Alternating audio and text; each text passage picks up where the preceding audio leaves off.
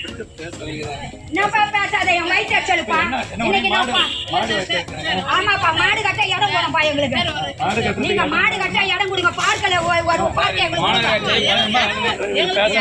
ஒரு வழி பண்ணுங்க. நீங்க பப்ளிக் கேள்வி கேட்டா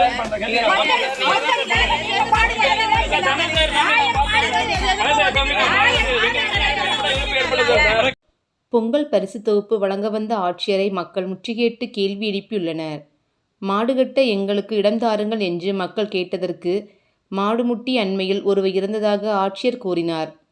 அதற்கு மக்கள் நாய் கடித்தும் ஒரு குழந்தை சமீபத்தில் இறந்ததாகவும் அதற்கென்ன பதில் கூறுங்கள் என்றும் எங்களுக்கு மாடுகட்ட இடம் தாருங்கள், இடத்திற்கு ஒரு வழி பண்ணுங்கள், அப்பொழுது இப்படிப்பட்ட அசம்பாவிதங்கள் நடக்காது என்றும் மக்கள் கூறியுள்ளனர். தொடர்ச்சியாகவே மக்கள் திமுக அமைச்சர்களையும் சரி அரசு அதிகாரிகளையும் சரி முற்றுகையிடுவதை வாடிக்கையாக வைத்திருக்கின்றனர். அந்த வகையில் சமீபத்தில் மேல் விசாரம் அருகே உள்ள சாதிக் பாஷா நகர், கலைநகர், எம்ஜிஆர் நகர் போன்ற பகுதிகளில் இருந்து 350 குடியிருப்பு கட்டடங்கள் அகற்றப்பட்டன. அவர்களுக்கு வீட்டுமனை பட்டா வழங்க வலியுறுத்தி அமைச்சர் காந்தி மற்றும் மாவட்ட ஆட்சியரை முற்றுகையிட்டிருந்தனர். இதனால் அங்கு பரபரப்பான சூழ்நிலை நிலவியது. பொதுவாக அரசு அதிகாரிகள் திமுக அரசின் கைப்பாவையாகவே செயல்படுகிறார்கள் என்ற குற்றச்சாட்டும் எழுந்து வருகின்றது.